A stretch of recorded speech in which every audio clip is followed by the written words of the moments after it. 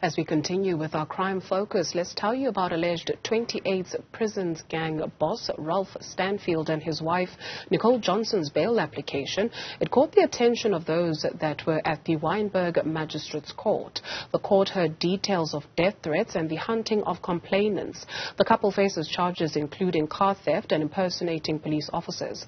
Aron Hyman is with Timeslive. He's an investigative journalist and he joins us now to speak more about this couple. Thank you very much, Aron, for your time this afternoon. Who are these people, rather? What do we know about this couple? Yes, so thank you very much for having me, and I just must say at the onset I wasn't at the court appearances. I have been speaking with my colleagues who were there, and yeah, it was a very strange and frightening experience. The 28 gang, which Ralph Stanfield is alleged to be the leader of, is probably by far the strongest and most feared organized crime gang in South Africa. And it is a prison gang, but it also has a very strong presence outside of prison through its various street gangs that are affiliated to it. And this gang has spread around the country to KZN.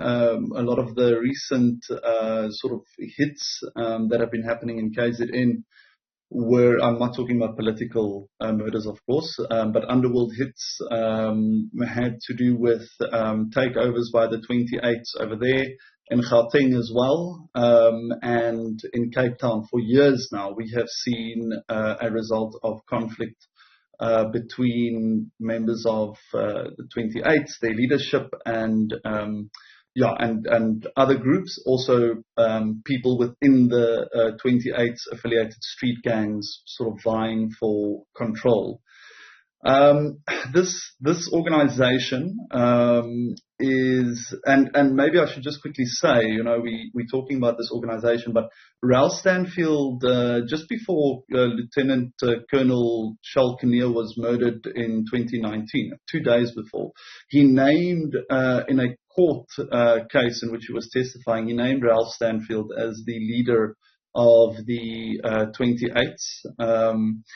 He and his colleagues at the anti-gang unit were at the time also investigating a guns to gangs case, which essentially encompassed these gang bosses buying licenses from corrupt police officials for guns, and that was basically to funnel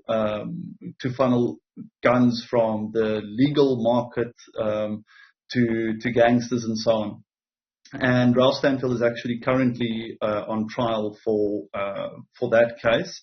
But he and his wife Nicole, at the moment, they stand accused of a different set of charges, although Nicole's also implicated in that case. The current situation is that they allegedly basically stole a BMW from a person and also a cell phone. And when the cops arrested him and his wife at their Constantia home, they found allegedly an illegal firearm in a safe, a shotgun. So he's also stands accused of being in possession of a shotgun or an illegal weapon. And then also, just to give you one little bit more piece of context around how he and his wife fit into the greater scheme of things, there's been allegations recently that Ralph Stanfield and Nicole Johnson are involved in basically the construction mafia and also sort of extortion mafia, nightclub takeovers. Most notably with the nightclub takeovers, recently it was Ayep in Cape Town, which they allegedly were placing pressure on and extorting, and then eventually took over through a high court settlement. And then in the construction mafia space, it's alleged that through Nicole Johnson's company, Glomix, they were placing considerable pressure on the Western Cape government and also on the city of Cape Town to give government tenders, construction tenders to Glomix.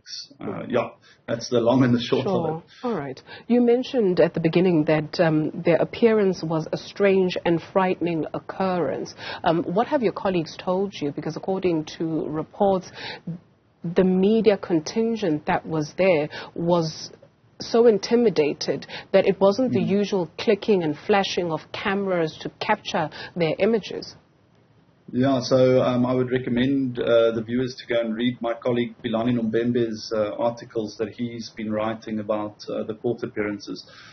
It's, what he was telling me is essentially in gang cases, especially when there are very senior underworld figures. And I mean, you can go and look at everything from like Radovan Kretscher to Mark Liffman to Donkey Boysen, Nafiz Modak, any of these big cases, there's always a lot of media attention.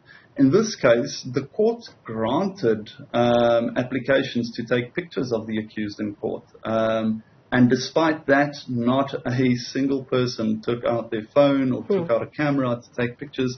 And it is because of Ralph Stanfield, the fear he commands in South Africa, in the city of Cape Town. And, there were allegedly, indications of threats overheard in court by some of our colleagues, that these, how could you call them, associates of Ralph Stanfield were saying that they would deal with the media, and yes, certainly, underworld figures do not like scrutiny, too much scrutiny. It places them under pressure. And yeah, I mean, just to give you an idea of how the sort of, just to put it in the words of IEPIP, when they made their statement about being pressurized, allegedly, by Ralph Stanfield, they said it is widely known that the man is fearless and the whole city is terrified of him.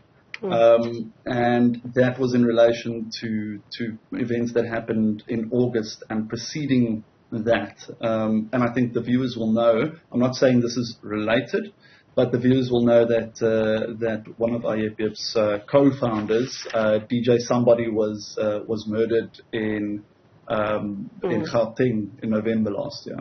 Yeah.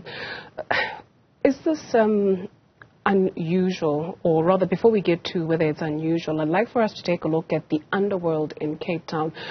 Just last week, an Israeli businessman by the name of Shafiq Nasser was killed brazenly in the city of Cape Town. What do we know about that particular story?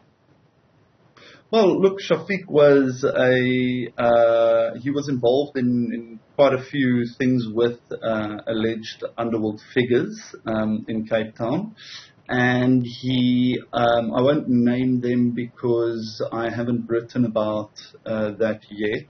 Although I do have confirmation that he was linked to some very serious people. But he was allegedly involved in gold and diamond smuggling, as well as construction here.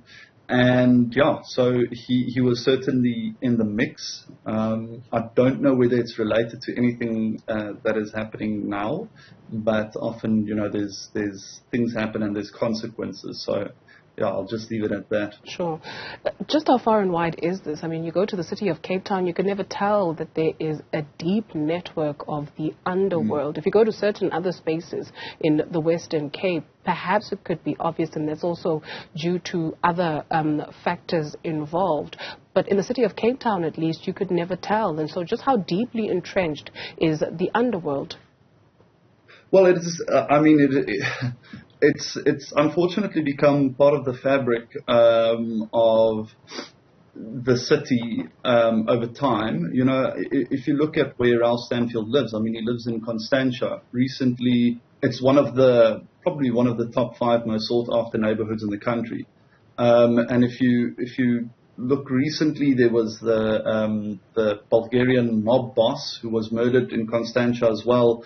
You can go back. You know, you've got basically the point I'm trying to make is these underworld figures. Yes, you've got your wars happening all the time on the Cape Flats and in your poorer neighborhoods, but the people at the very top live very white-collar lives. They integrate into high society, and yeah, so it's relatively well entrenched in terms of your and I think that it becomes more entrenched if extortion is allowed to take place, because then extortion becomes part of the way of doing business. You know, you have to pay a protection fee.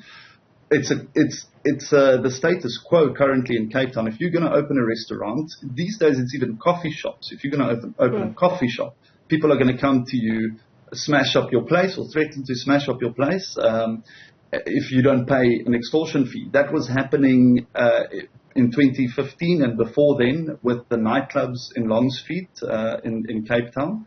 If you don't pay, your bouncers get stabbed to death. You get shot up. You know, your clubs get shot up. Your patrons get scared. So that it is part of the fabric of and we see the hits every now and again. You know, you see the drug use. Ayep was allegedly had quite a bit of you know, very open cocaine use and use of illicit substances there. But it's not just Ayep. It's all of these nightclubs and these establishments where this stuff happens, and we see it. Everybody can see drugs being pushed on street corners in full view of police, and you know, the drug dealers just aren't scared. So, sure. Yeah, maybe we've gotten so accustomed to it that we don't feel it's worth making a noise over anymore.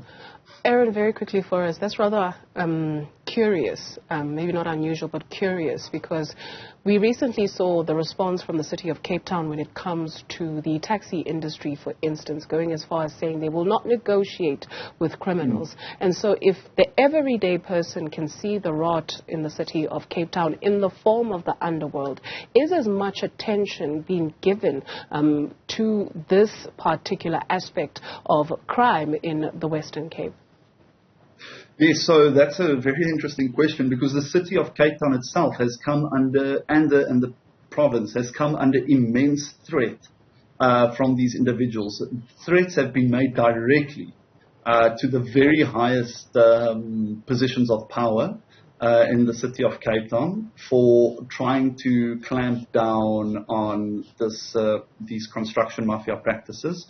When they, for instance, stopped giving contracts to Glomix, which is Ralph Stanfield's wife or girlfriend's company, they were being threatened. You know, tender meetings would break down into chaos, and organizations affiliated to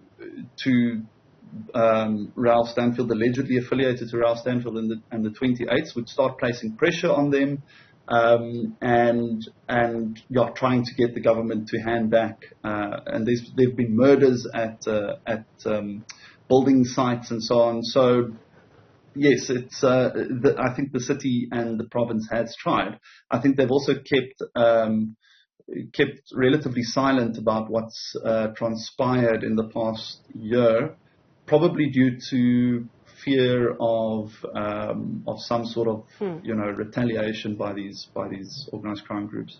Interesting. Aron, thank you very much for your time this afternoon. Aron Hyman, Timeslive investigative journalist. Still to come, we